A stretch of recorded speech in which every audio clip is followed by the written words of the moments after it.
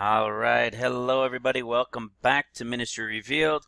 It is October 15th, 2018. And today we are going to, as usual, cover a number of things, a number of scriptures relating to the times. We're going to clarify some things as well, because many of us, many of us in the churches have been taught and are still being taught, for those that have teachers that or pastors that even teach on end times, that it's the Antichrist who is going to do the peace deal. That it's the Antichrist who's going to get this peace deal done and build the temple. I don't know if you guys know this. I mean, I hadn't given it much thought before, but until obviously, more and more revelations continue to come to us here. I mean, speak to a Jewish person. I mean, it would be absurd that the Antichrist is the one that's coming in to build it. Because, guys, remember, the Antichrist is Muslim. All right? So this video, we're going to clarify a lot of that. We're going to show you that the scriptures themselves were even saying, they're telling us that it's not the Antichrist that's going to be building the temples. All right? Especially that first one during seals. Obviously, both of them. But in the case that we're talking about during seals, when the Antichrist comes, the Antichrist is going to show up later and take it over. Okay? He is not the one who builds it. And we'll cover a lot of that today. But I was sent a report on this one. I never saw this. This one's from October 6th, 2018. New peace plan created behind the scenes. Remember, we were talking about this a couple months ago now. And what they've done is, and we'll read some of it, is they're going to put out this peace deal whether Palestine agrees to it or not. Period. Why? Because they want to be able to declare their own country and freely do what the Jews want to do and set up and create there, regardless of what Palestine thinks or wants to do. Nobody being able to stop them from doing this or doing that because they're all together right now. Excuse me, they want to do their own and get everything going. And guys, it's perfect. You see that? They're going to force the issue yet again to get the peace deal done with or without Palestine. And they will. Guys, it's the 70th year. It's going to get done. All right? Let's read some of this. Israeli Institute, the INSS, these guys here, is presenting a new peace plan. For the past 2 years, they've been working on it, of course, during Trump's time. Man, these websites have so many commercials. All right. A Channel 2 report said former IDF chief, okay, these guys here, were involved in the plan, and that the plan has already been presented to Arab leaders, just like one of our potentials for Antichrist, and we're going to talk about him a little bit more too. All right? These guys all know about it, and they've already agreed to it, all right? As well as to the White House and Israeli Prime Minister Netanyahu. Under the plan, Israel would use the security fence. Listen to this. They already know where they're separating everything, guys. Under the plan, Israel would use the security fence as a separation line and redivide Judea and Samaria. 65% of Judea and Samaria would be allocated for a Palestinian, quote-unquote, state. And the rest, including the settlement blocks and Jerusalem's Jewish neighborhoods, would remain in Israeli hands, and building there would be unobstructed. Building in more isolated settlements would be frozen in order to allow for future negotiations. The Jordan Valley would remain under Israeli security control, and the IDF would retain operational freedom in Judea and Samaria. No towns would be evacuated at this point, and Israel would push the international community to bolster the Palestinian Authority's economy. At the point of Gaza, Jerusalem and Gaza would not be at the table at this point, and the Palestinians' authority, whether they were in agreement, is not required. If the PA does not agree, Israel will push the plan forward on its own with international backing. You see, guys, why? Because it's 2018, the 70th year. You understand? It's the 70th year. It has to happen. And they will force it with or without Palestine. You see that? They're without Palestine, even in the deal, they're going to divide their own country. That's what it says. They've already got a deal in place to divide it without Palestine. And the reason they were dividing it is for Palestine. Crazy. Right? They're forcing it. They're pushing it. And it's going to happen. And there's a reason. It's because it's the time. All right? Now, I thought this was funny. According to the director, he said, this is the only plan that could succeed, and Israel will almost certainly adopt it after the elections next year. Nope. I can tell you right now, you can call this a prophecy. It ain't going to be till next year. The elections in Israel next year are, I believe, in November. It is not going to be November of next year. It's going to be within the next couple weeks or within the next couple months.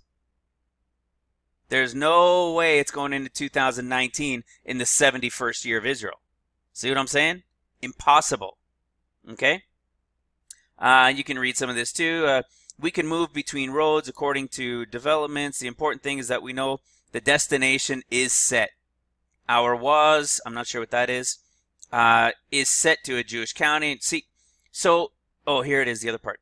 And I'm willing to take a chance and tell you that after the midterm elections, the American midterm elections, and after the Israeli elections in 2019, this plan will be, this will be the plan that a responsible Israeli leader will take and implement. See that? Maybe after midterm elections, but certainly well before this. And we know that simply because it is the 70th year. Right? So guys, it is at the doorstep. We know the peace deal comes first, and it's right here at the doorsteps. It's already done. You see that? We've known it's been done for a while. And now they're trying to still get the Palestinians on board. But if they're not, it won't matter. All right? So now let's go into this a little bit further, just into all this, because we've been taught for so long that, oh man, I already had these pages ready to go. Hope they don't all take too long. Oh, come on. Here, give me a second. All right, I'm back to you guys. You didn't notice a thing, but all my tabs that I had my little notes highlighted on reset. So I just went into my tabs quickly and made myself just quick little notes here. All right, so the main focus that we're getting into is the Antichrist. All right, so we're going to cover things that cover the time of the Antichrist. We're going to show that there's no possible way that it's the Antichrist. When we just listen to pastors and we just allow them to teach us and we don't go to the scriptures for ourselves, right? Like we all used to do. I can speak for myself, and just listen to these pastors and not really spend the time in the scriptures ourselves. We fall prey to these teachings. Do I think all these pastors that are teaching that know better? No, I don't think so. Because it's what they were taught. And when they read it, you're taught a certain way. We just read it and we see it as it's taught without really pausing, which is why a program like this, right? My favorite program is so important. eSword. It is so vitally important. So we're going to go into a lot of these different things. We're going to touch on other things, but generally that's going to be the premise. And yes, we know that the Antichrist isn't going to be for the time of the bride. right? None of most of the things that we're talking about is for the time of the bride. It's what's going to happen during the time of the saints for the church and then for Judah and so forth. So we're trying to give people a heads up and let them understand for those who are going to be left. All right? And I'll show you something on that topic of, us doing our own studies. This is a picture that a brother in Christ, one of the subscribers, sent to me last night. He was going through, I think, the last video, and he took a picture for me and said, oh, lots of studying to do, right? This is what subscribers at Ministry Revealed do, whether on paper or, from their Bibles and making notes, or notes on papers, or, doing like I do, making notes on eSword, or whatever the case may be. This is a Berean, right? These are those who are seeing what's being taught and going in and confirming it for themselves, right? The ear ticklers aren't interested in watching an hour and some odd minute video, a couple, 2-3 times a week, right? So this is what it's like. Go and see for yourselves, right? The other thing is, prior to, I could say for myself, prior to the Spirit revealing these understandings to us, it wasn't the time, right? So I'm not against the pastors. The pastors, I believe, are overall, in general, they are doing their job, which is bringing people to Christ. All right? We're doing different kind of work. Yeah, we're trying to wake people back up, but especially for the end times, all right? Remember I told you about this picture? See that? Doesn't it look like, this is at the website, by the way, ministryrevealed.com. See? What is Jesus when he comes on Mount Zion? Look at that. This is their design for their 2030 with this prince. All right? Dad has Alzheimer's, 82, in power for a few years, raiser of taxes for the first time. I think this is the vile guy that comes next. All right? That they won't give the power and authority to him. We're going to cover him towards the end of the video a bit more. But look at this picture. Like a mountaintop, right? Water flowing from it, right? Flowing waters, rivers, and it's in the sky. Sound familiar? Yeah, because it is. With Jesus, right? When he returns on Mount Zion. See? Something to this guy. I'm telling you, this is a guy that those who are here in the end better be paying attention to. But let's go now. What happened here? All right. So Zechariah 14. I want to start in Zechariah 14 because of something that is said here. Okay, we know Zechariah 14 is the year 2031, right? 31 into 32. Always remember, guys, especially new subscribers, a year goes from spring to spring. It was just changed a few hundred years ago, and that's where April Fool's comes from. That's how it got started, all right?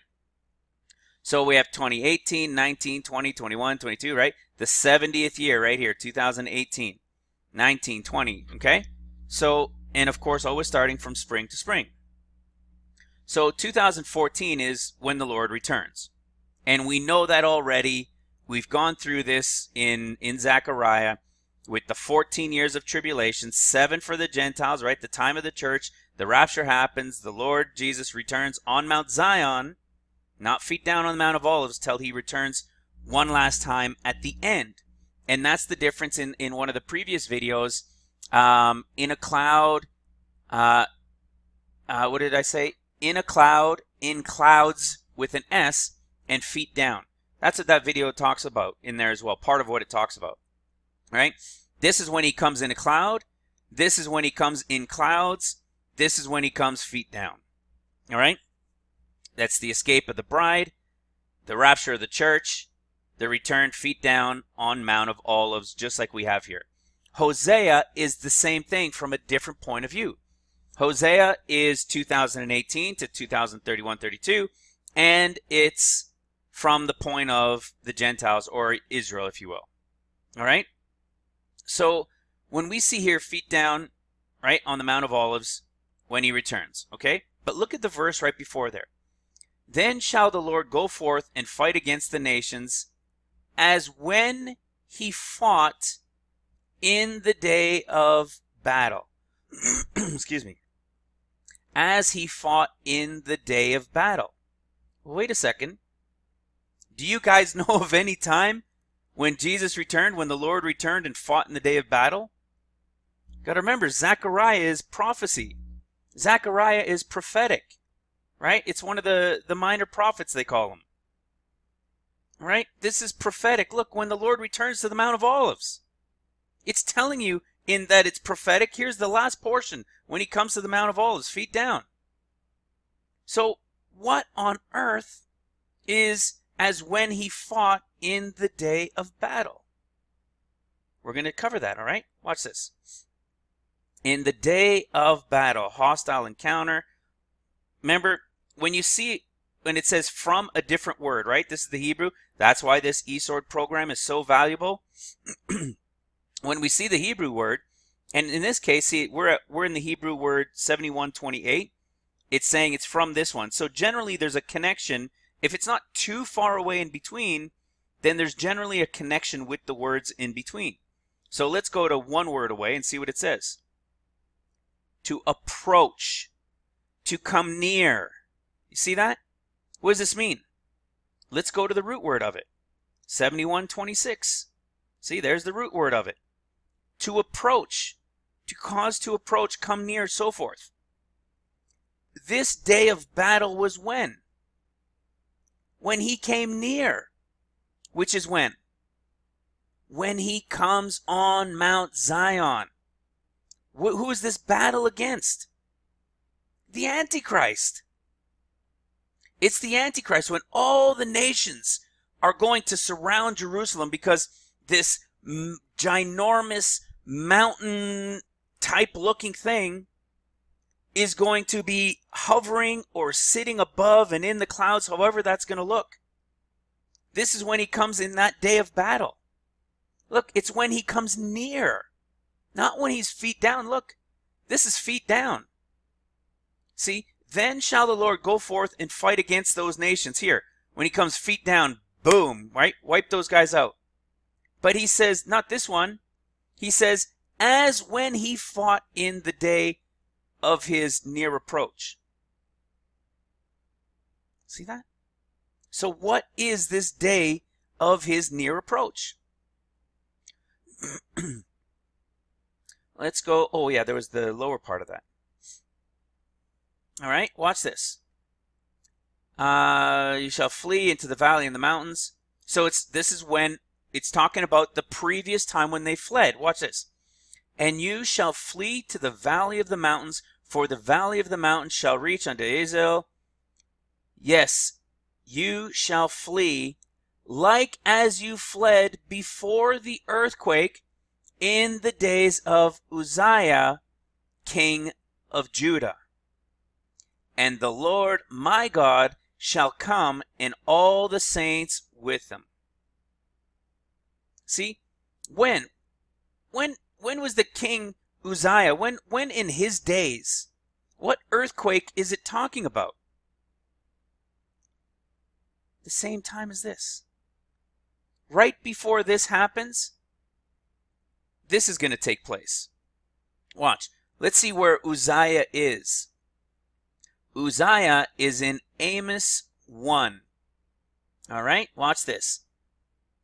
And Amos, which saw he concerning Israel, in the days of Uzziah, king of Judah, and in the days of Jeroboam, the son of Joash, Israel, 2 years before the earthquake. Remember when we covered Amos before and when and who Amos is speaking to? This is 2022, 2023. 24, 25, 26, 27, 28. No, this one. 23, 24, 25, 26, 27, 28, 29, 30, 31. Right? 2 years before the earthquake. Right? So who's king? Who's the leader of Judah here? Uzziah. And 2 years before the earthquake. So then what earthquake is it talking about? Why does it even mention an earthquake here, 2 years, saying 2 years before the earthquake? Because, look, and he said the Lord will roar from Zion. Yeah, at the time of that earthquake. right? We know when he's coming to Zion, which is going to be 2 years from now. The earthquake is going to happen first, and then he's going to roar from Zion. Watch. Where is it here?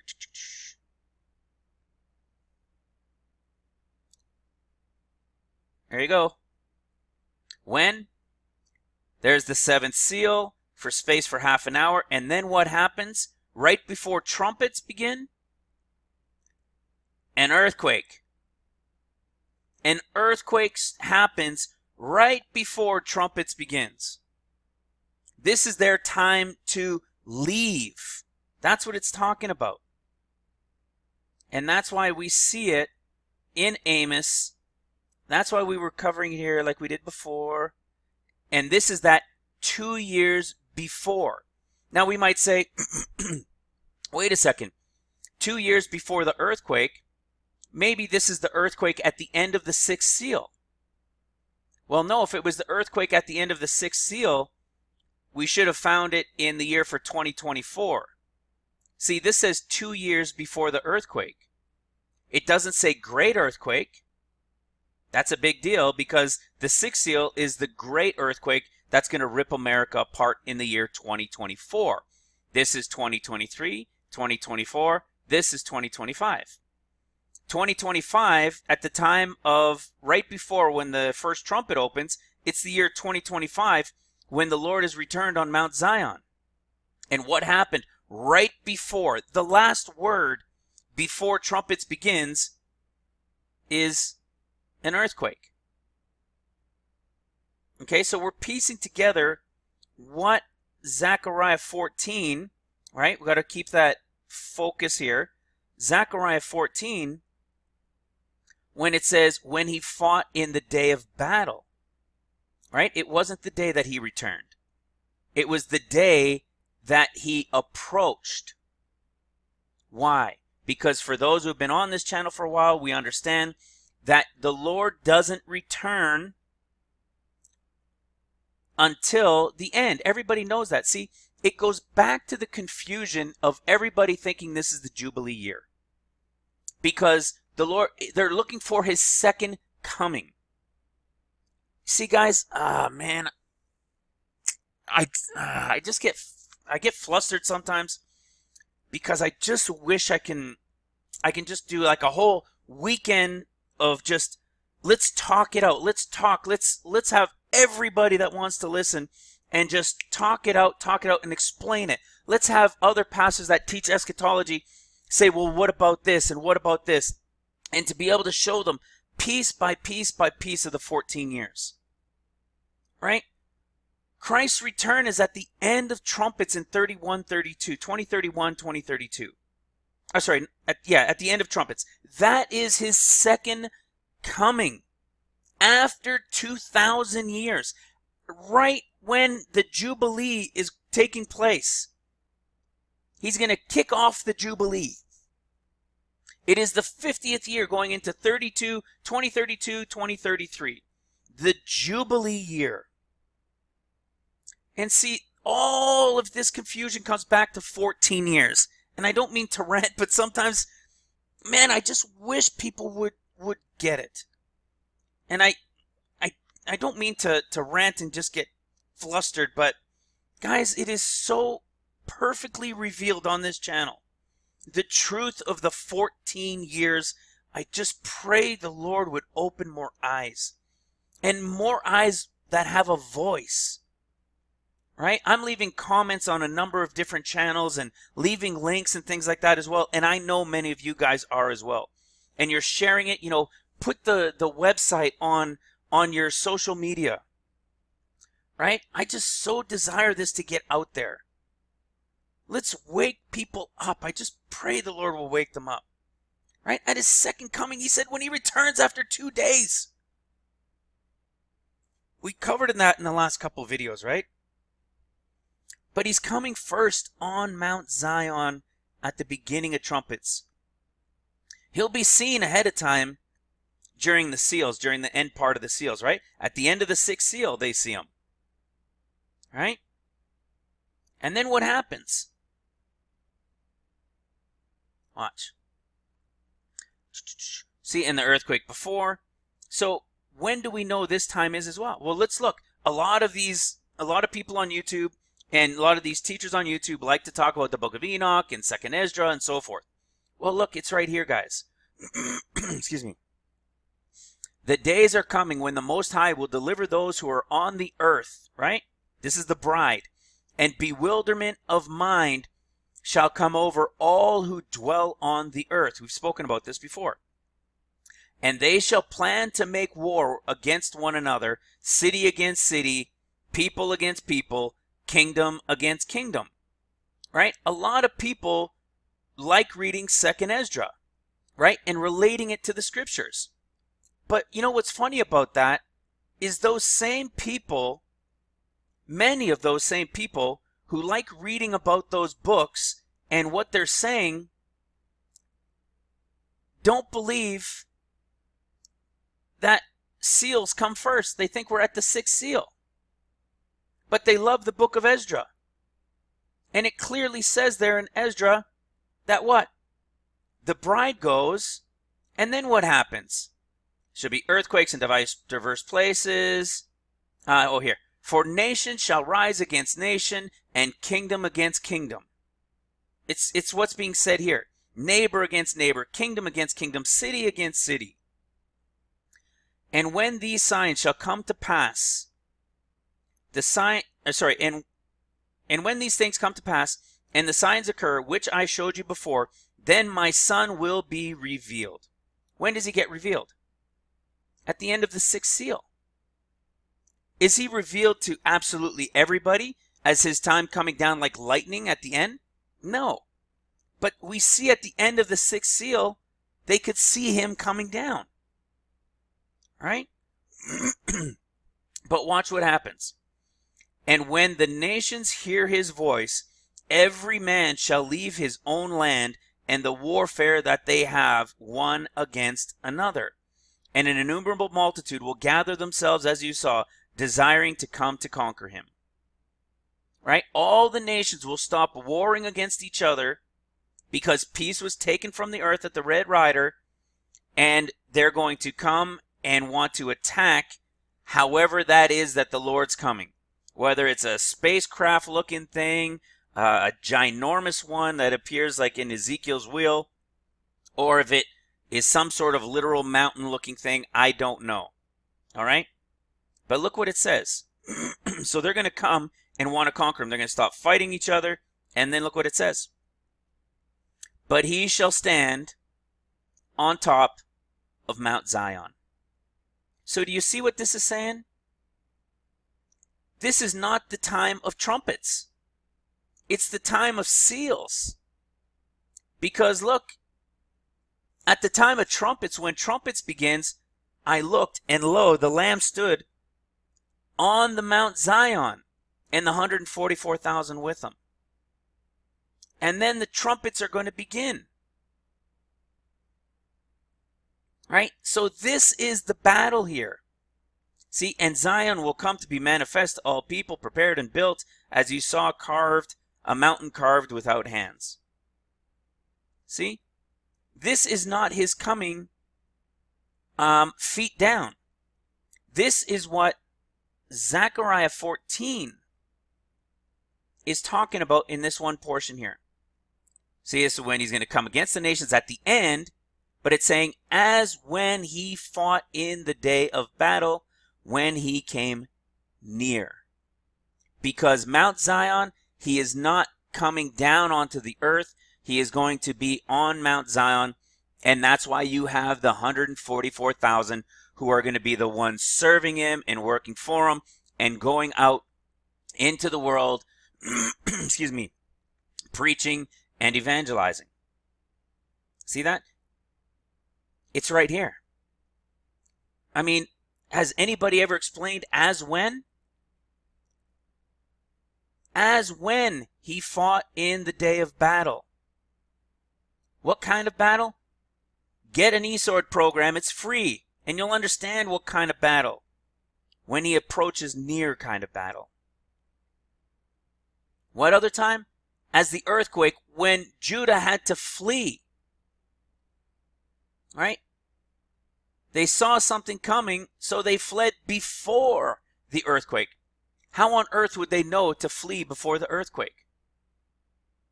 Because Mount Zion coming down, because Mount Zion coming down is going to be seen before the earthquake happens. It's the approaching of it that's going to cause the earthquake.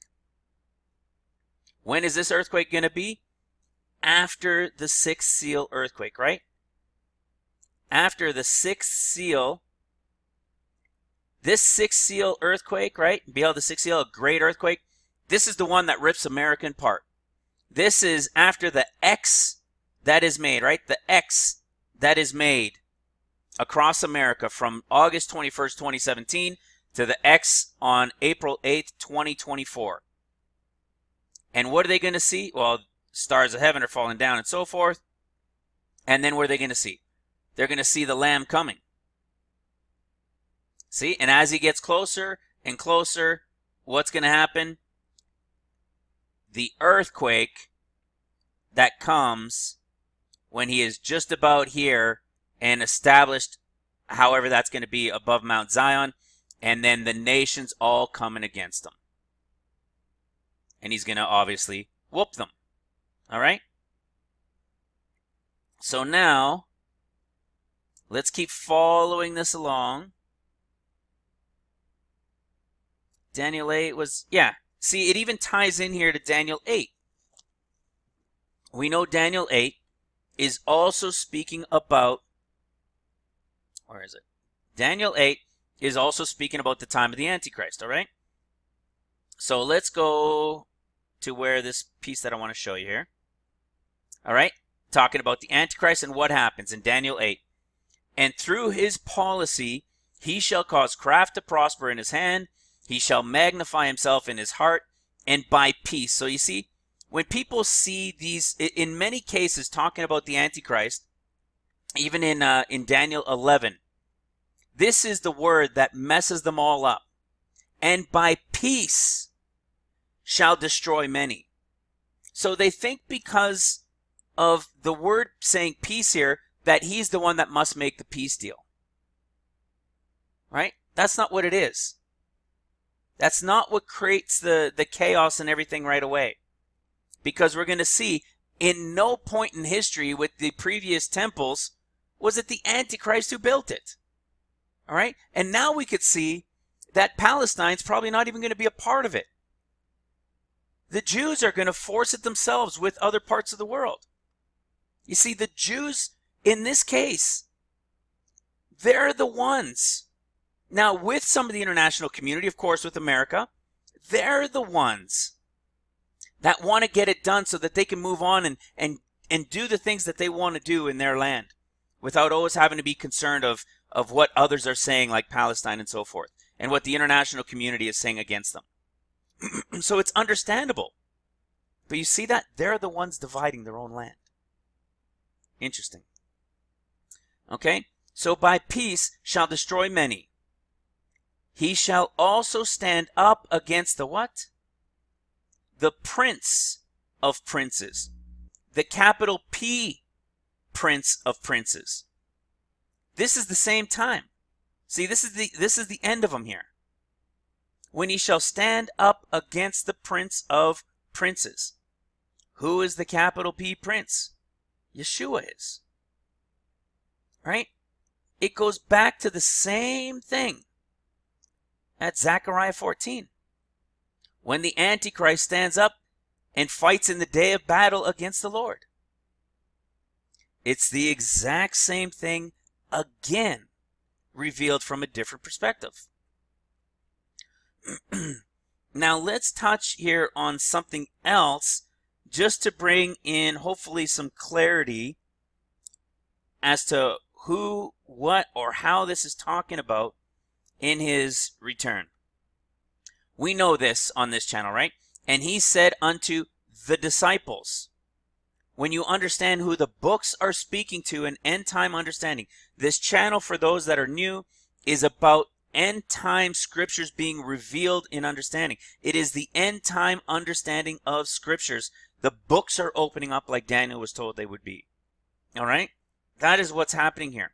And when you understand who the books are speaking to, like I had one of our Jewish sisters in Christ, she sent me an email saying, if you go to the beginning of the books, you go to the beginning of the book of John and the beginning of the book of Mark, they're talking about the same type of thing.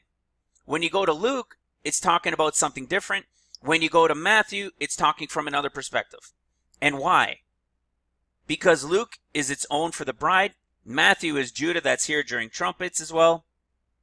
Mark and John are connected because the 144,000 you see in Revelation 7, they get sealed right before the rapture happens.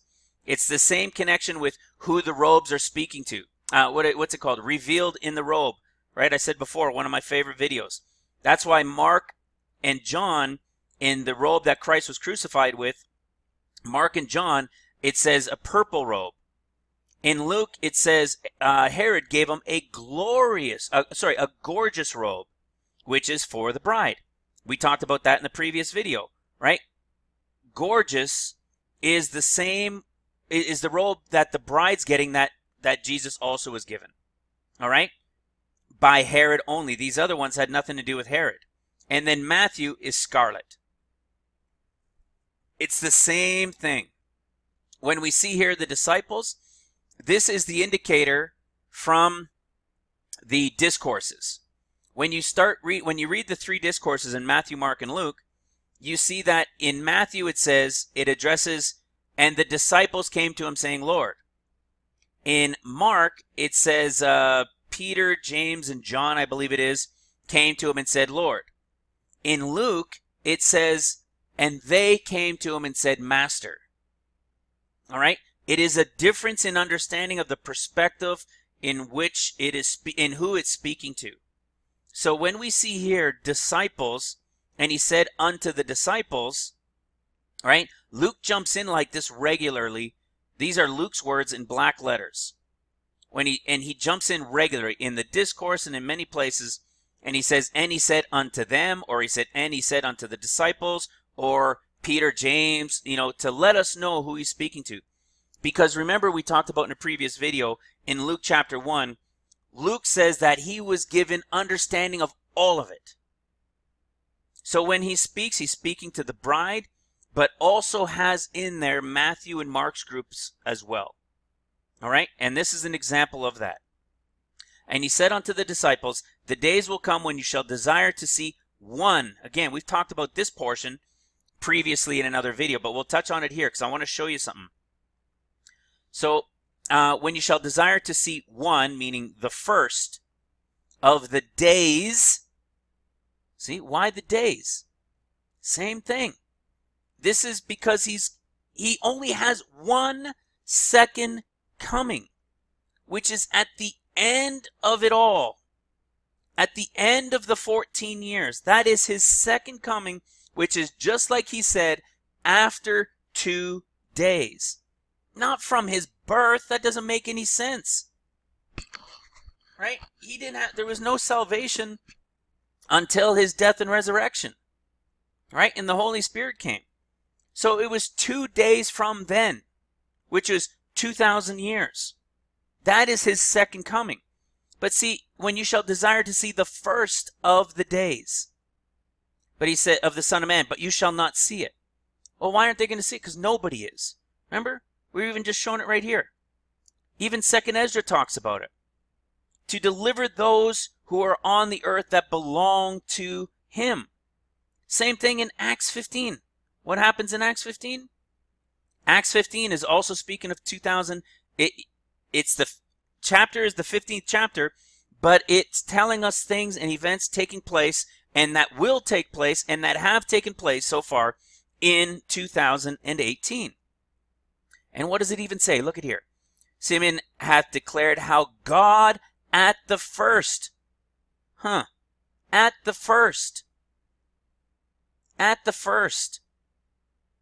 did visit the Gentiles to take out of them, not all of them, out of them, a people for his name. See that? Again, same thing. Same thing. At the first of his days, right? In a cloud, like Luke says, Luke's discourse, in a cloud. In Mark's discourse, in the clouds, right? That's at the rapture. And then feet down. That's his second coming. After 2000 Jubilee, after 2000 years, right? At the Jubilee. Okay, but you shall not see it. And they shall say to you, look over here, over there, because there's going to be a lot of false Christs coming up and saying this, that, and the other thing. The Pope as well is going to stand up and say, I told you guys, remember in April this year, late April 2018, I told you that the Lord God was going to remove these fanaticals saying all these things about God. I told you he's going to just make them disappear. Well, that's what has happened. Or they're going to say it's an alien thing. But remember, the Pope said that at Easter this year. He said that God's going to get rid of a group that is like the fanatical crazies. Right? A complete and utter lie. And he's going to be able to say, see, I told you earlier this year. That's this stuff right here. For as lightning, sorry, give me a second. For as lightning that lighteth out of one part under heaven, and shineth unto the other part, so shall the Son of Man also be in his day. See that? You shall desire to see one of the days, but in his day down here. Again, what is this talking about? As lightning shines from one to the other. Well, again, in the discourses, you're only going to find this in Matthew. All right? In Matthew, here it is. Matthew 24 in his discourse. And then shall appear the sign of the Son of Man. Where is it? Where is it? Oh, right here. Sorry, give me a second. Yeah, here it is. And then shall appear the sign of the Son of Man in heaven, and then shall the tribes of the earth mourn, and they shall see the sign of the Son. They shall see the Son of Man coming in clouds, in the clouds of heaven, having power and great glory. Oh, come on, where is it? Oh, here it is. Sorry, there we go. Matthew 24, verse 27. And as the lightning cometh out of the east, and shineth unto the west, so shall also the coming of the Son of Man be. You see that?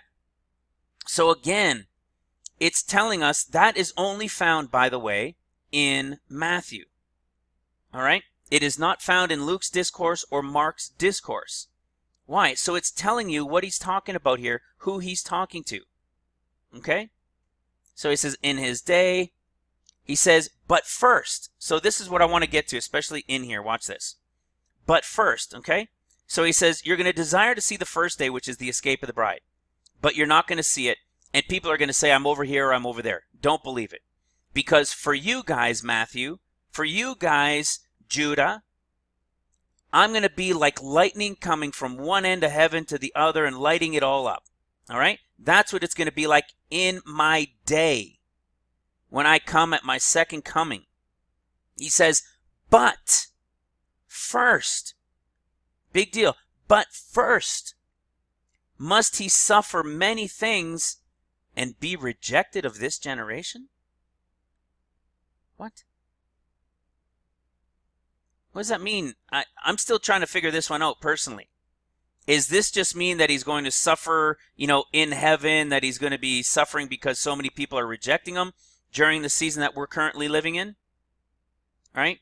But it says he must suffer many things and be rejected, disapproved, just disallowed, rejected. But let's look at the context of what he is saying. But first, he must suffer many things and be rejected of this generation. Well, this generation is the 70th right now, so we're in the generation. But we know from Psalms 90, verse 10, that the generation goes from what? 70 to 80. Guys that are people that are new on this channel, you're going to want to see the teaching. Go watch there's a 3-part series called Operation 14 Years. That is a must for everybody that is new on the channel to get an understanding of where we're at and what on earth is being spoken about here on this channel. Without the understanding of the books and the 14 years, you're going to miss it. All right? Psalms 90 verse 10. The days of our lives are 70 years, but if by reason of strength, 80 in this case is 20, 20, 20, and 10. 70 years. But if by reason of strength, right, by might, your years are 80, then is your strength labor, right, tribulation, and sorrow, right, affliction, trouble, pain. See that? And soon we fly away. So you got 10 years. You have a soon, which is 6 months. And then you have soon, for it is soon cut off and we fly away. This is Revelation 12:14, and we fly away. When they fly away into the wilderness for the 3.5 years. It's 14 years. So he's saying, I must be rejected of this generation for the 70 years, but the generation is also going right to 80. So where's the 80? Watch this. It's amazing. Watch this. Where were we now? Luke 17. So he's saying, I must be rejected of this generation. All right? We're going to go back into the Antichrist stuff as well, but this is something that I wanted to touch on because of this being rejected especially. Okay? But first he must be rejected of this generation. But remember, he said when he's returning, it's going to be like lightning. All right? When does this happen? At the very end of trumpets. When does this one happen? The first one? At the very beginning of the tribulation. So this is at the very beginning of tribulation. This is going to be at the very end of tribulation. And this is happening right now. And it will continue until what? Until he comes even on Mount Zion. Do you see that? Even on Mount Zion, he's still going to be rejected. Because he comes down to Mount Zion and establishes all that in 7 years from now. In the year 2025. He's going to be on Mount Zion. But not everybody's going to believe him. They're still going to be rejecting him. He still has 3 years left of being rejected, approximately 3.5 years of being rejected. It goes right back into, It goes right back into Daniel 9, the exact same thing, which we're going to touch on this in another view as well, right? When he says, from the commandment to build the wall and so forth. So 7 years, and after 3.5 years, he's going to cut himself off. So you've had 7 years of seals, 3.5 years while he's here on Mount Zion, and they're rebuilding the city and the streets, and then he's going to cut himself off. It's the same time frame as Psalms 90 and 10. 10.5 years, 70 to 80, and soon cut off. 10.5 years. It's the same thing that is being spoken about here in Luke. Remember, he's going to return to Mount Zion, and what are they still going to do? He's still going to be getting rejected. A lot of people are coming to him, don't get me wrong. The rapture will have taken place, but he is still being rejected by his people here. All right? And look, and as it was in the days of Noah, so shall it also be in the days of the Son of Man. See, he's still saying in the days, but up here he said in his day. Because again, we need to understand where he's talking about. Here, I did a little chart. Just something simple, right? You know me and my basic little graphs ability. Watch this. I'll show it to you the way it's being explained. Like I said, you had the first one where he says you're not going to see the first, you're going to desire to see the first of the days, right? This is the first of the days. There's this side of seals. This side is trumpets. Okay? You're going to desire to see the first of the days, but you're not going to see it. He's speaking to Judah. All right? You're not going to see it. Nobody's going to see it, just like we saw also in 2nd Ezra. All right? Then you have the portion of seals, the second half of seals, which we're going to show. Then you have this first half of trumpets when Jesus is here. Jesus sets up on Mount Zion at the beginning of trumpets, and he's here for 3.5 years, and then he's going to cut himself off. And the next time he returns is at the end of trumpets, at the end of the 14 years, and this is when he is as lightning from one end of heaven to the other. All right? This is how it's speaking. So we see the first of the days, that was the first line. We see when he returns at the end of the trumpets in his day, which is the line at the end. All right, we got that covered. But there's a portion where he's still got to be rejected. Well, which portion is he going to be rejected of? And as it was in the days of Noah, so shall it be in the days. You see that? Why in the days of the Son of Man? Because he's going to be here, remember? He's going to be here on Mount Zion. All of the nations are going to stop fighting each other like they were doing in trumpets, and they're going to return to their land to plan an attack to come against them. Not necessarily knowing it's Jesus, of course. Maybe they do, maybe they don't. But the whole world won't, of course. And during the days when he's here, remember, he's here for the first 3.5 years of trumpets. So that's why you have in the days. See, just catching these little differences. Guys, this, I love this kind of stuff.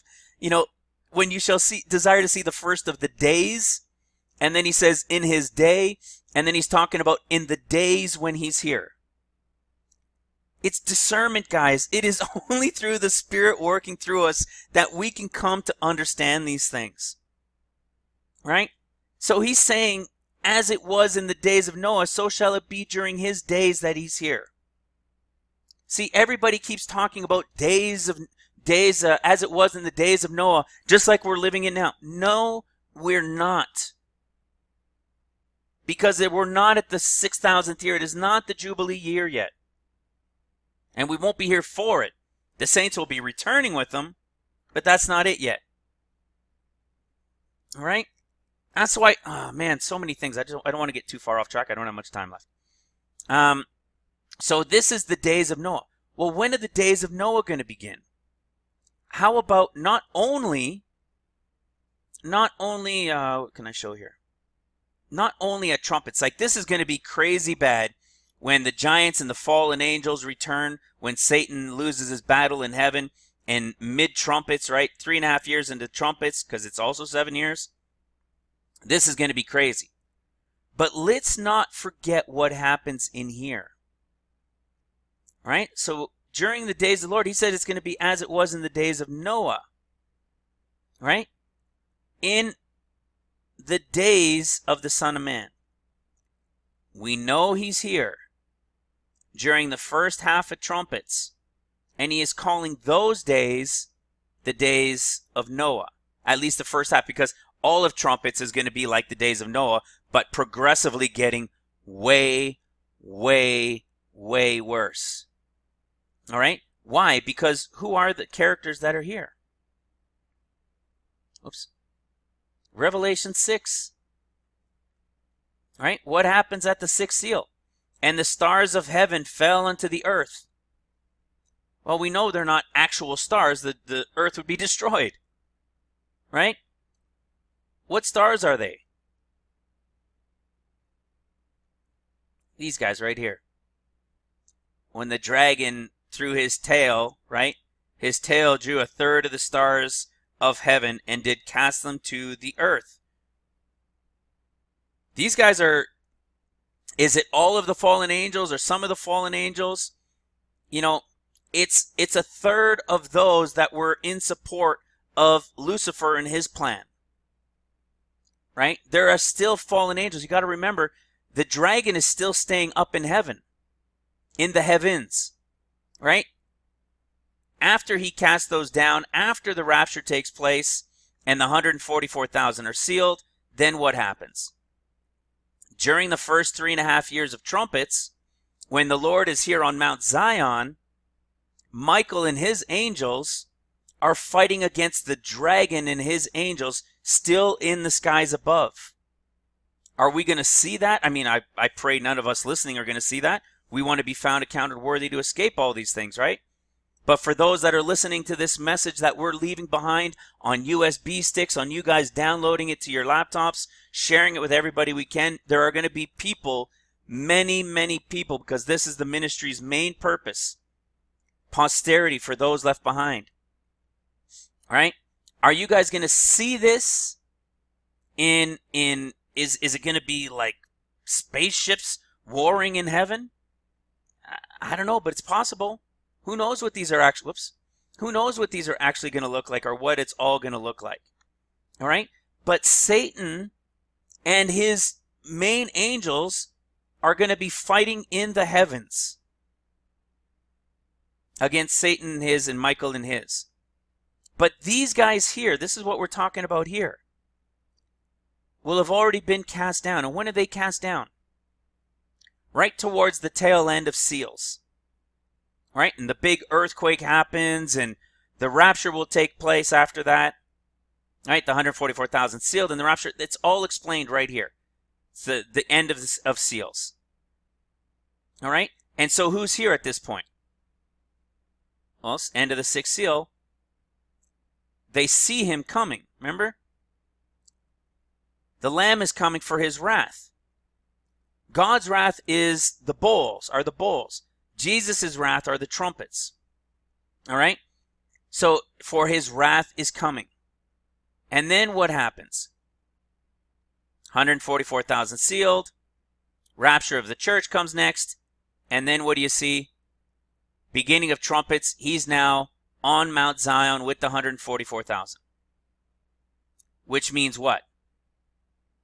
Which means he's now begun this time when he says it's going to be as the days of Noah. What really caused it to be as the days of Noah? Those stars falling from the sky. Whoever those characters are they going to be a fallen alien race? Is it part of the fallen angels, I mean? Is it part of them? Because we know a whole bunch still stay up there.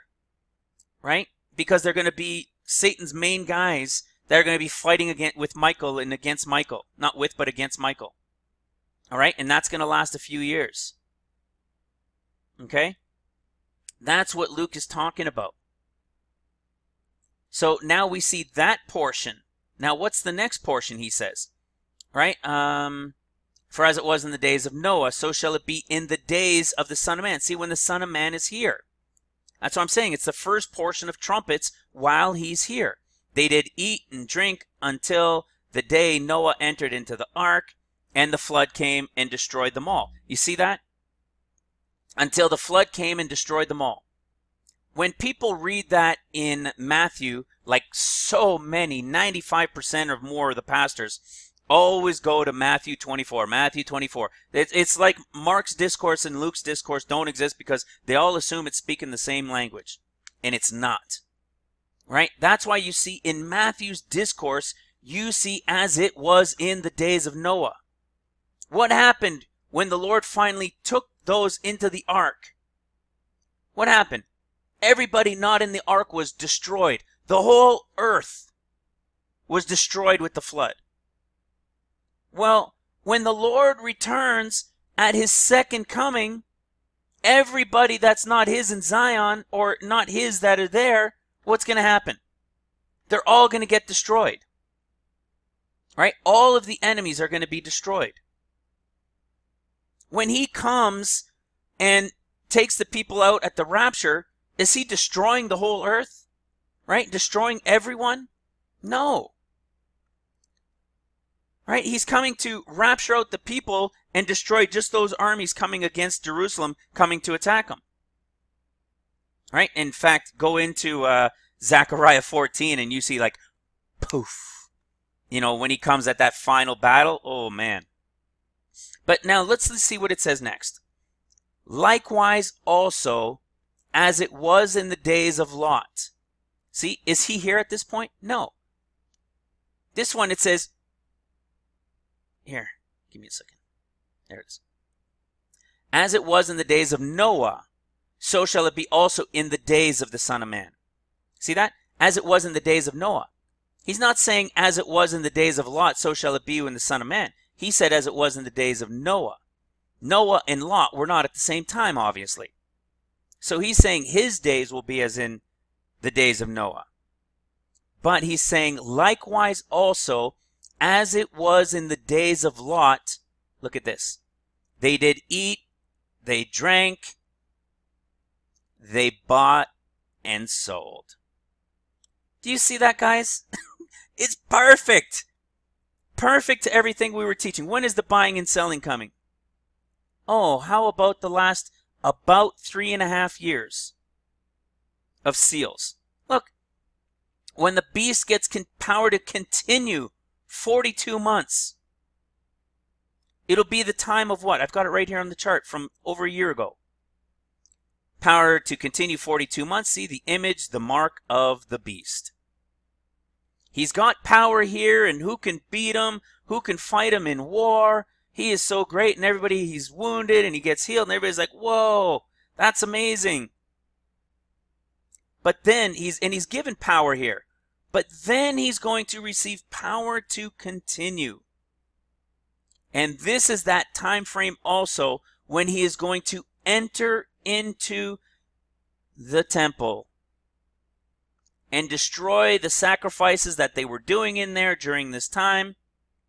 And what? Take it over and set up his own idol in there. Remember, it is a dual fulfillment. There is going to be a temple built in the wrong place. It is going to get destroyed. And then there is going to be another temple built for the first 3.5 years of trumpets. And then Satan is going to come in and defile it. And this one is going to end up having been built in the proper place. I believe the first one is going to get built, of course, on the Temple Mount, which is where the dome is, which is why that dome is probably going to be destroyed here in 2018. Very possible early 2019, but no later.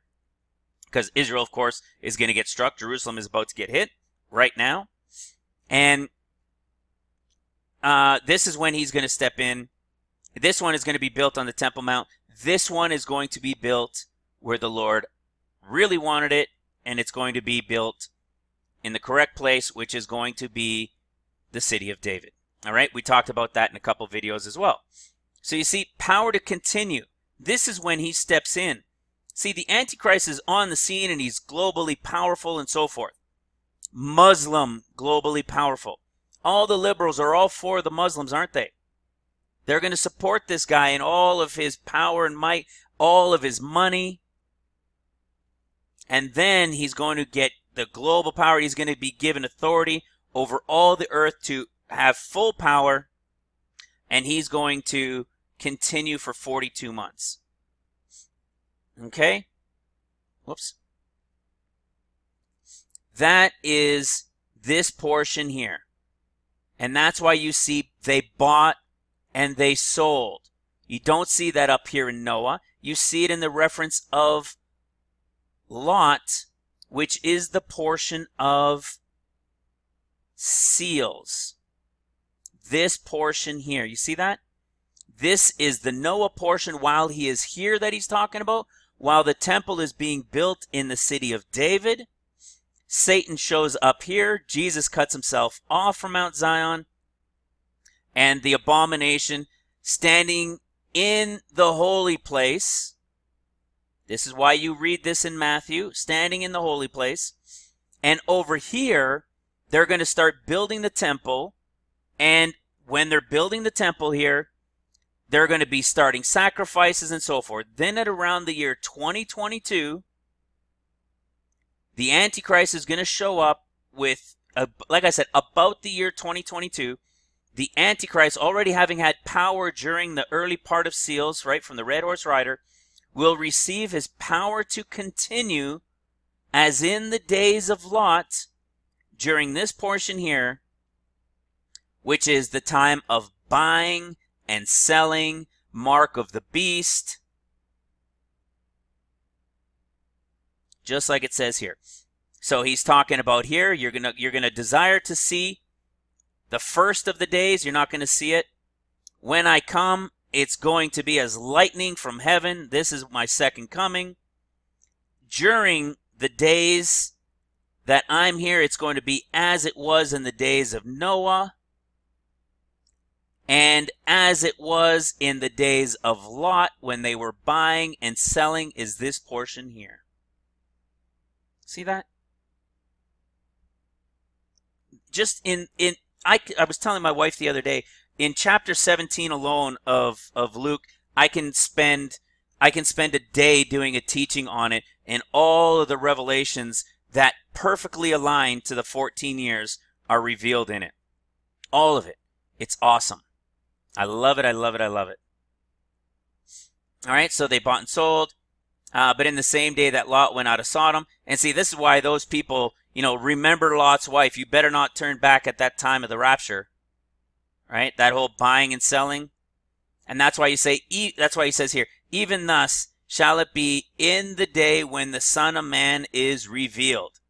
Remember we were looking at that in the day that the Son of Man is revealed? I can't remember what other scripture that was. We were just looking at it. I can't recall. But what revealed is this. It's the end of the sixth seal revealed. See that? It's so awesome. Okay. Now, I know my time is running late here. So let's look.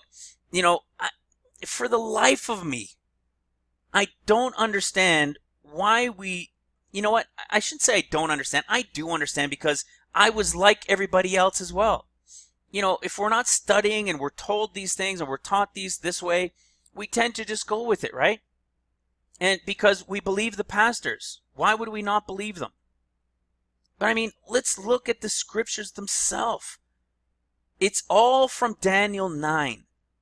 From this verse right here, this simple half of a verse, third of a verse, they built the entire doctrine around it being the Antichrist.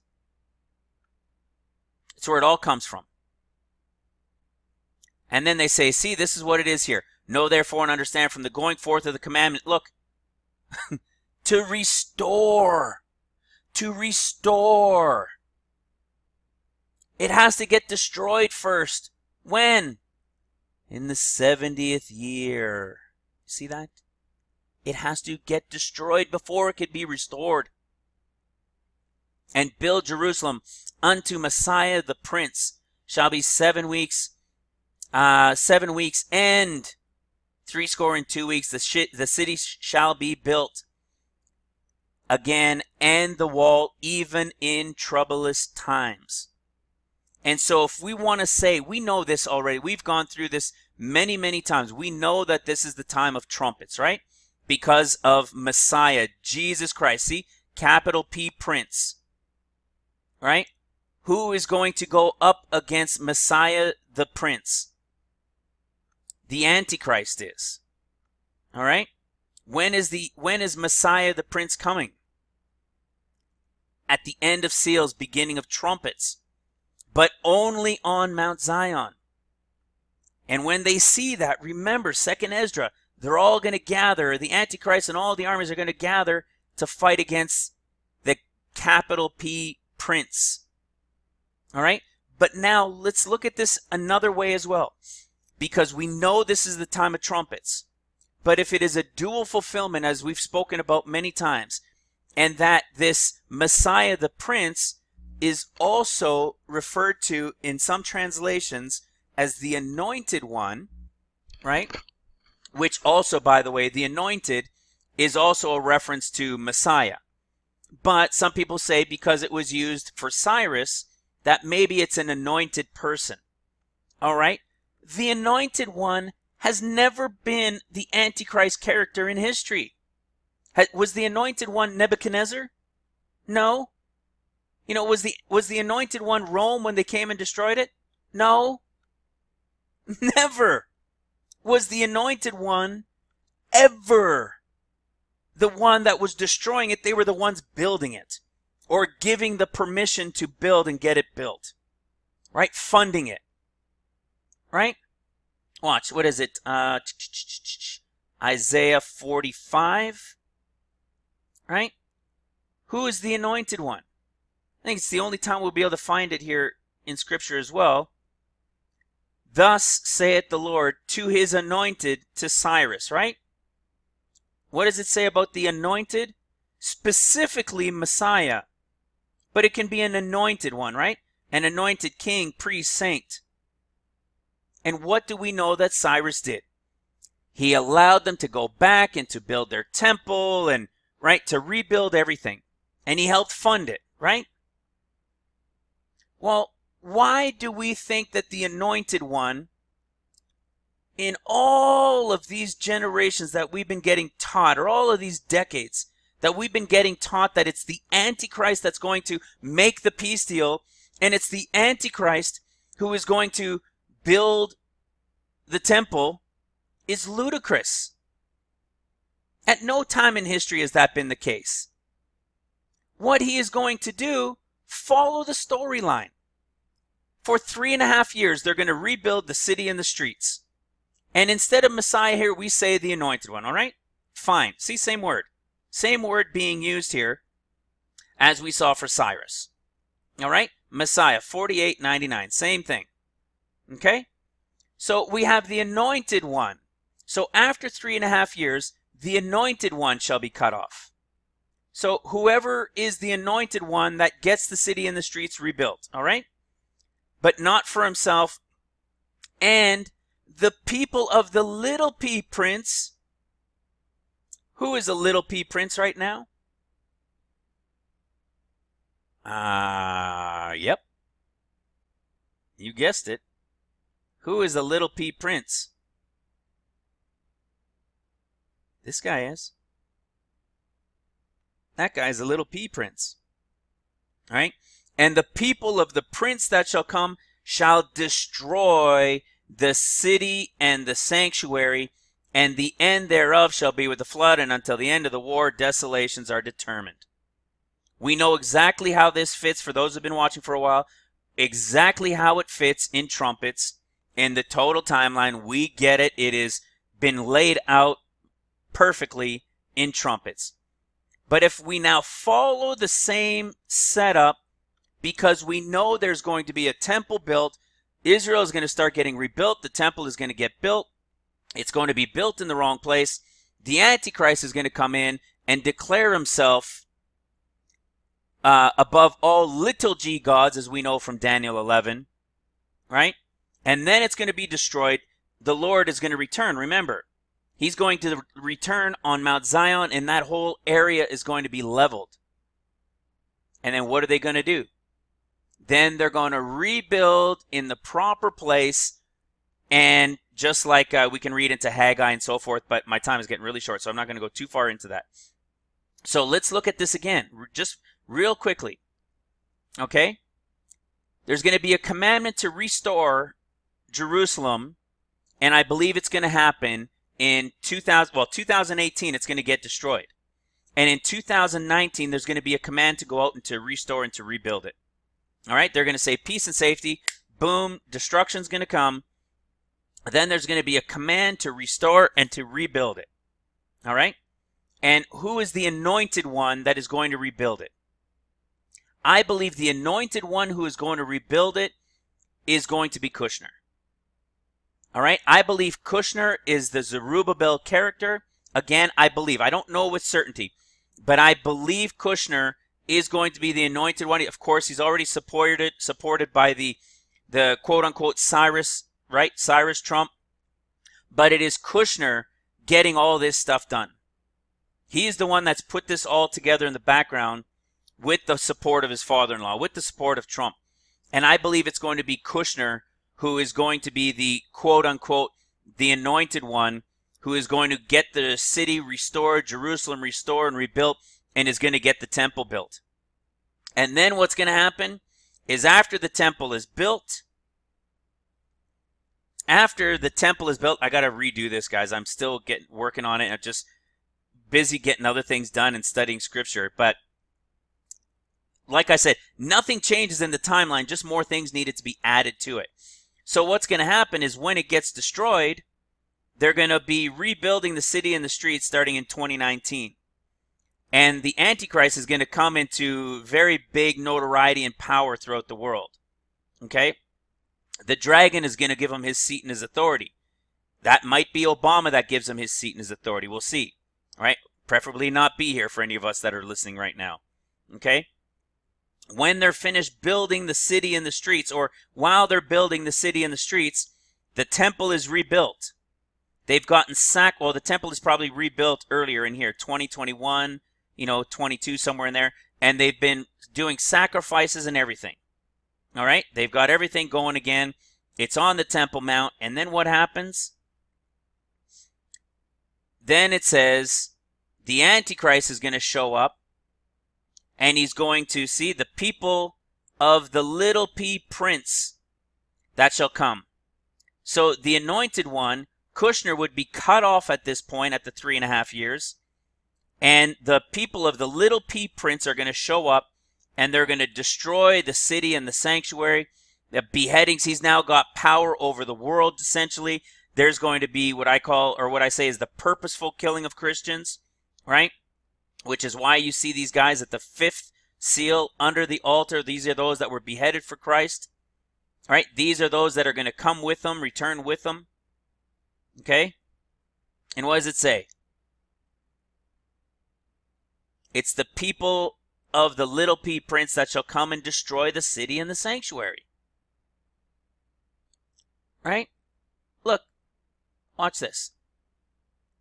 Look at history. It's clear. Solomon's temple. Who built it? Solomon and those guys, right? Who came in and destroyed it? Nebuchadnezzar. They built their own temple, and Nebuchadnezzar, it's always the enemy that came in. Right? Who was Nebuchadnezzar? Let's go to Daniel 3. I mean, it's clear as day once we sit there and take a minute or two to look at it. Right? Nebuchadnezzar comes in and destroys the temple. And what does he do? Then Nebuchadnezzar, the king, sent to gather together the princes and the governors and the captains and the judges and the treasurers and the counselors and chief and all the rulers of the provinces to come to the dedication of the image which he had set up. Right? Unto the dedication of the image of Nebuchadnezzar the king. You see, it's not the Antichrist who is going to rebuild the city and the streets and build the temple. It is going to be an anointed one who is going to get it done. And it is going to be the Antichrist who comes in and destroys the city and the sanctuary and sets up his own idol image in the city and the sanctuary. Right? It's clear as day. And then look at what happens if this is seals. Guys, wait till you see this connection. I got to finish this up quick. Wait till you see this connection. And he shall confirm a covenant with many for 1 week, and in the midst of the week. Well, who's coming at the end of that week? Who's coming in the final week? Who's coming in the end of the 6th seal? Huh. The Lamb is coming at the end of the 6th seal, isn't he? That is him who is coming here as well in the dual understanding. If it is a dual, it is clearly a trumpets one revealed. We've got that. But in the dual understanding, what happens? Who's going to come in the final week, in the final year? Yeshua. At the end of the 6th seal, the end of the 6th year. What does he come? He's coming, and in the middle of that week, in that final year, what's he going to do? He's going to cause the sacrifice and the oblation to cease, and for the overspreading of abominations, he's going to make it desolate. Jesus doesn't make the abomination. He's going to destroy it because of abominations. because the Antichrist, like Nebuchadnezzar, set up his image in it, and all the other things that they were doing in it, and the sacrificing of and the killing of Christians. That's why it's a metal sheet pounded thin. Right? It's the beheadings. Who's doing beheadings? The Muslims. Right? It's going to be amplified on a global scale through the Muslims. See? It's right here. Who returns in that final year? The Lord does. And what happens? Look, I love it, guys. I'm sorry, I can make this a 3-hour video, and I've just got a little bit left. But what happens in the final year? Look, this happens during the first 6 months. 144,000 sealed, then the rapture happens. And look, that puts us, what, 6.5 years? Yep. The 7th seal is silence in heaven.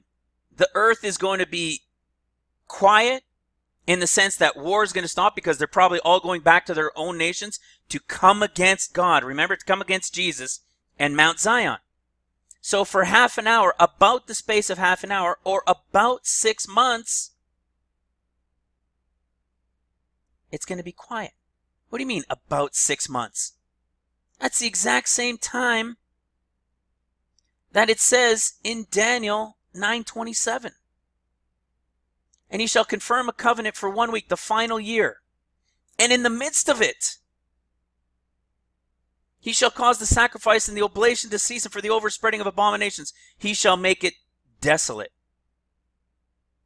6.5 years in. Right? 6 months approximately into the final year. You see that? At no point has an Antichrist character or a Satan character for trumpets time ever been the one to build it. They are the ones that come in to take it over and to declare themselves king and set up their images. You see that? It's perfect, guys. It's perfect. I like this. I wanted to throw this in there. Oh, man, I know it's getting late. I'll finish up, I promise. I'll put this in there, and then I'll just jump to the last pieces about this Antichrist character. Look at this. And Jesus answered and said unto them, destroy this temple, and in 3 days I will raise it up again.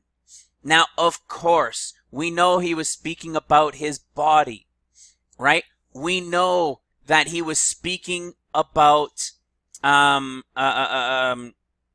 able to and raise from the dead in 3 days, right? 3.5 days. We understand that. But how about an end time understanding? Destroy this temple, the first temple being built in the wrong place during seals, right? They're going to destroy the temple, right? Until the end of the seals. They're going to come in like we were just showing in Daniel. They're going to come in midway through. He's getting power over the whole earth, right? To continue 42 months. They're going to come in, the little P prince, set up the image like Nebuchadnezzar, and they're going to destroy the city and the sanctuary and so forth. And then look what he says. And in 3 days, I will raise it up. Guys, that's exactly what he's going to do. They're going to step in, take over the temple, destroy the city and the sanctuary again. And they're going to be in there destroying it for 3 years or so, 3.5 years. All right, then there's going to be the 6 months of silence. Yeshua is now on Mount Zion. The 144,000 are there with him. And for the next 3.5 years, what are they doing? They're rebuilding the city and the streets. Isn't that interesting? Yes, he was talking about himself at that time. But there is also an end time understanding. Go ahead and destroy this temple. That temple will also be the Christians that are there. Don't forget, right? The time of the beheading of the Christians and so forth. The time of them taking over that temple and destroying it. But in 3 days, during the first 3 years of trumpets, or 3.5, right? He's going to be rebuilding the city and the streets again during trumpets when he is here on Mount Zion with the 144,000. Just like Zechariah was telling us. 2025. I was jealous for Zion, right? With great jealousy, and for Jerusalem. But he's returned to the mountain. And what happens? All these people are going to show up, old and young. They're going to be playing in the streets. And what are they going to be doing? They're going to start rebuilding the city and the streets. That's what's going to happen. When is Zechariah 8? 2025. See that? Now let's go. Let me just finish with this real quick, okay? Watch this. Here's some things, some ways of identifying the Antichrist biblically. He's going to be extremely charismatic. All right? Let me show you something about our Saudi prince. I've talked about it before. We know he's 33 years old. He turned 33 in August, by the way. All right? So he just turned 33. Let's see this charismatic leader. Remember, this thing about him being charismatic, these things are all biblical. So, but this article that I'm showing you, on the last page, this was written way before. I mean, this guy was probably just still in school. All right? Look at this. Prince Mohammed bin Salman, or MBS. See, every time they talk about this prince and they tell you his full name, they also say or refer to as MBS. Nostradamus has a prophecy that Mabus, M-A-B-U-S, just take the vowels out and you've got MBS. Remember when Nostradamus prophesied about Hitler, he never said Hitler. He said Hisler. Right? He's not perfect. He's prophetic, but he's not perfect. All right? So I'm wondering if there's something to this MBS thing. But look, the kingdom's charismatic future leader. You do a little search on him and charismatic. There's pages of this guy and his charisma. Bin Salman arrives. He's extremely charismatic. The ever charismatic Crown Prince Bin Samuel. And there's pages and pages. You can keep going. Pages and pages about this guy. All right? What else do we know about this guy? Let's see what else the Bible says about this charismatic leader. All right? Obviously heavily involved in Middle East issues. That's a given. He's from Saudi Arabia. What else is he going to be? A successful military leader. Huh. Crown Prince, right? Bin Samuel, Mohammed bin Samuel is what? He's the Minister of Defense of Saudi Arabia and the world's youngest office holder of a military defense of a country. Interesting, isn't it? What else do we have? Extremely arrogant. Well, we don't really know that. He is ruthless behind the scenes. Is it possible with this article we've been watching or we've been reading, over the last week or so that's come out, that's in the media, right? The Saudi journalist allegedly killed and gruesomely dismembered this month. Remember? Well, here he is talking about, again, Mohammed bin Samuel, the Crown Prince. The world look at that. Had the world at his fingertips. Isn't that funny?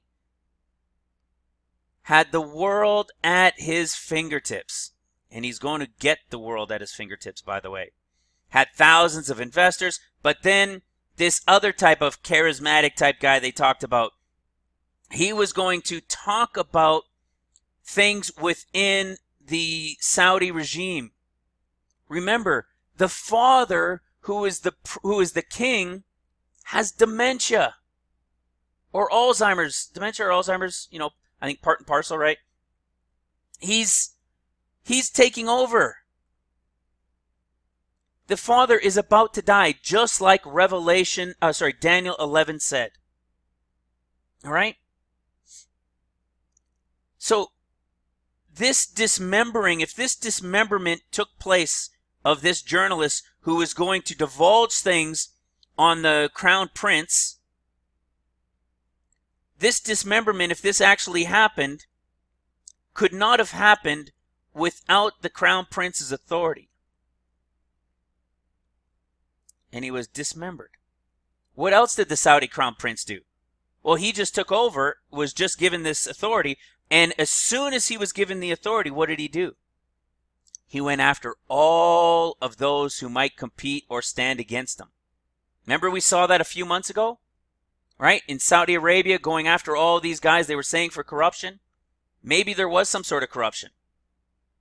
But he was getting rid of all those who would stand up to him. See that? I'm telling you guys, this guy is starting to fit like a glove. He is starting to fit like a glove. And look at this. In 2013, he was awarded Personality of the Year. Because he's charismatic. He was awarded it by Forbes Middle East. Guys, this guy checks off box after box after box after box. There's some really good articles on this guy and on Saudi Arabia and what they're doing. They're looking right now at a $1 or $2 trillion valuation. I'm not sure if it's in this article or not, but there's a new article out there. And I was telling you guys that I believe it'll be a $1 trillion valuation. They're going for a $2 trillion valuation. You see what's coming? It is crazy, guys. It is at the doorsteps. I showed you that article. The peace deal is done. And it even said with their Arab neighbors that they've already agreed to it. It is at the doorsteps. Kushner in 2019 is going to be the one that is going to lead the charge on rebuilding Jerusalem.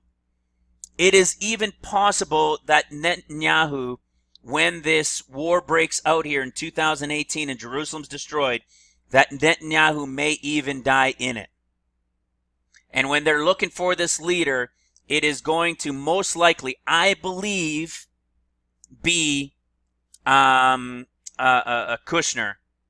And Kushner is going to be in charge of, and they're going to get the city rebuilt. I mean, he's a real estate guy as well. He's going to get it rebuilt. They're going to start rebuilding it. They're going to get the temple built. And everybody's going to be in agreement with it. Even though the dome is gone, it's not their most holy site anyways. And you're going to have Ben Samuel there anyways that's going to agree with it. These guys are going to get it rebuilt. They're going to have all of their sacrifices going again. And then he's going to step in. They're going to take it over. They're going to destroy it. Yeshua is going to show up. And at the midpoint, he's going to end all that sacrificing and everything that was taking place. The rapture takes place, the 144,000 sealed, and then Mount Zion, he's already there, established now on Mount Zion with the 144,000, and the proper one is going to get built during the 3.5 years of trumpets, and it's going to be in the city of David. Satan's going to show up midway through. He's going to come in and destroy it again, and it'll be for 3.5 or really 2.5 years again. Why? The same thing. It's repeated. That final year. 6 years and then the final year. 6 years and then the final year. And in that final year, Yeshua is going to just destroy them all right there again. All right? Man, there's so many things, guys. I'm just itching to keep going and going and going. But look at how long I've gone already. Oh, my God. I don't like doing videos this long anymore. But all right, guys. I love you. God bless you. I pray this reaches you. I pray that you will study it, that you will see it, that you will take the time, study the words, the definitions, and understand that it is not the Antichrist who is going to build it. It is not. The Antichrist is going to be Muslim, and he is going to come in and take it over and destroy everything once it has been up and running. All right, guys? It is not these guys that are trying to get it built in the beginning. All right? I love you. God bless you. We'll talk to you soon. Bye-bye.